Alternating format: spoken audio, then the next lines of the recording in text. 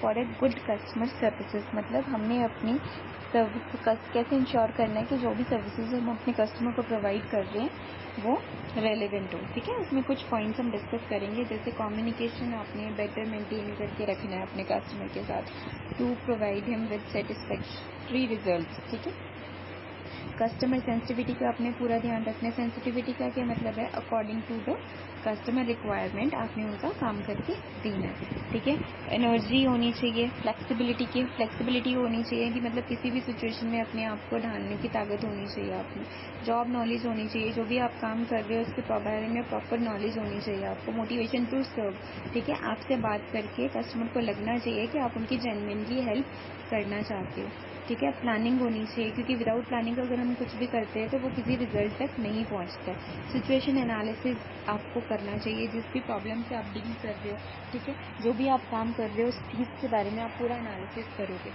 ठीक है, उसके बाद होते हैं वर्क स्टैंडर्ड्स आपने मेंटेन करके रखना है, कि ऐसा भी नहीं है कि आपने अपने काम का लेवल ही नहीं मेंटेन करना, अपने काम का लेवल मेंटेन करके रखना बहुत ज़रूरी है। उसके बाद होता है फॉलो अप करते रहना। ठीक है, अब जैसे अपने कस्टमर का कोई भी काम उनके अपने हाथ में लिया करने के लिए, कोई भी रिस्पॉन्सिबिलिटी आपको दी गई है, तो उस रिस्पॉन्सिबिलिटी का काम जब तक पूरा नहीं हो जाता तो अपने साथ साथ में उसको फॉलो अप करते रहना है। ये नहीं कि आपने किसी को भी अपना काम असाइन कर दिया तो आप उसको लेके बैठे रहे। हर स्टेप में आपने और अपने कस्टमर के साथ एक फॉलो अप रखना है, कम्युनिकेशन रखना है कि आपका काम कहाँ तक हो गया है और कितना और अभी करना बाकी है। इम्पैक्ट होना चाहिए, इनिशिएटिव होना चाहिए, इंटेग्रिटी होनी चाहिए।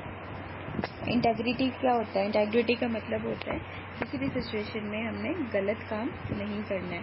Communication, customer sensitivity, decisiveness, energy, flexibility, ये कुछ पॉइंट्स है जो आपने रिमेंबर करने हैं in order to maintain the good customer relationship. अब नेक्स्ट पॉइंट हमारा होता है वर्क फ्लो मैनेजमेंट। हमने कि अपने वर्क फ्लो की मैनेजमेंट कैसे करनी है। In today's environment most of the jobs are done through work flow. हमें एक फ्लो बना के चलना होता है कि सबसे पहले ये काम करेंगे, उसके बाद ये काम करेंगे, मतलब एक प्रायोरिटाइजेशन कर लेते हैं हम अपने वर्क की, उसे हम वर्क फ्लो बोलते हैं।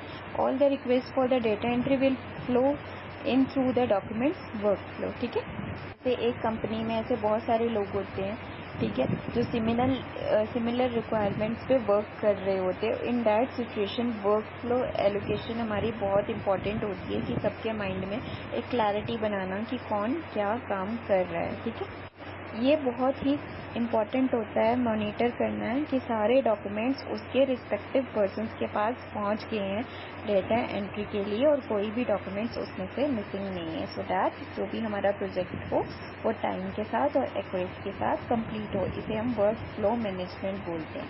जैसे वर्क फ्लो का हम एक छोटा सा एग्जांपल लेते हैं। ठीक है, एक फ्रीलांसर है कोई भी, ठीक है, जो कंपनी के लिए काम करता है। उसने क्या किया, इनवॉइस बनाया और उसने अपने क्लाइंट को भेज दिया। अब उसके क्लाइंट ने क्या किया, उस इनवॉइस को रिसीव किया और जो उसने अपना इनवॉइस रिसीव किया उसे अपने फाइनेंस डिपार्टमेंट में आगे भेज दिया प्रोसेस करने के लिए।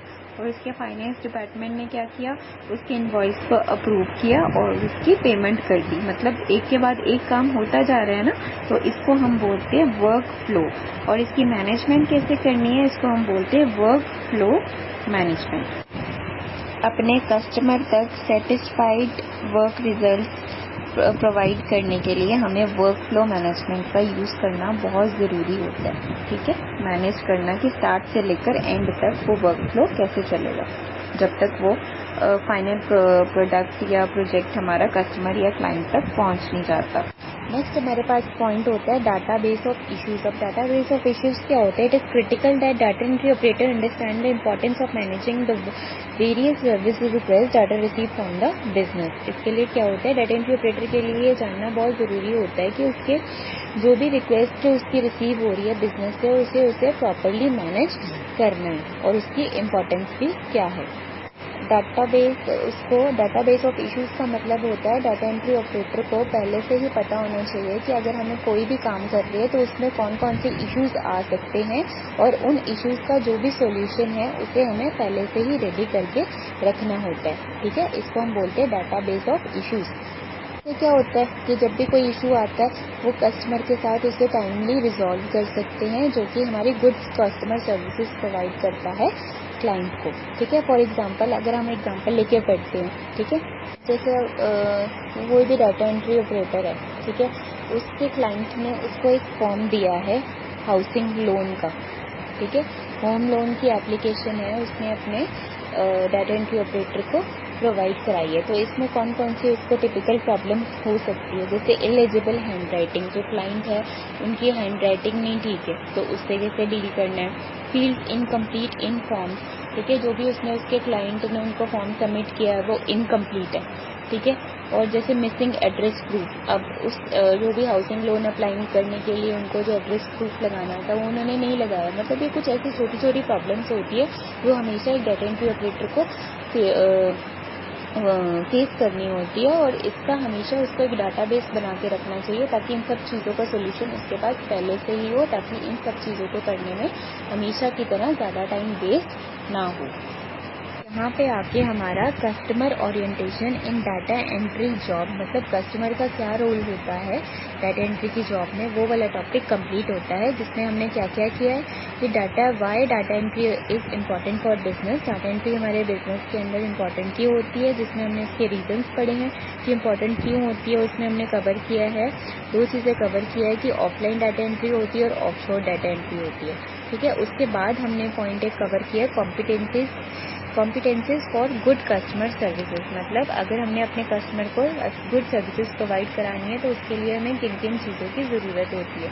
उसमें हमने कुछ पॉइंट्स के डिस्कस करे थे। उसके बाद हमने पढ़ा वर्क फ्लो मैनेजमेंट, मतलब कस्टमर को एक सेटिस्फाइड सर्विसेज प्रोवाइड कराने में वर्क मैनेजमेंट का क्या रोल होता है, ठीक है। और उसके बाद हमने एंड में कवर अप किया है डाटाबेस ऑफ इश्यूज, मतलब जो भी हमें issues time to time face करने पड़ते हैं उसका हम पहले से एक डाटाबेस बना के रखें और उसके सॉल्यूशंस के साथ, ताकि जब भी हम दोबारा से कोई ऐसी सिचुएशन फेस करें तो उसमें उस इशू को रिजॉल्व करने में हमें ज़्यादा टाइम ना वेस्ट करो। तो यहाँ पे आके हमारा ये वाला टॉपिक कंप्लीट होता है।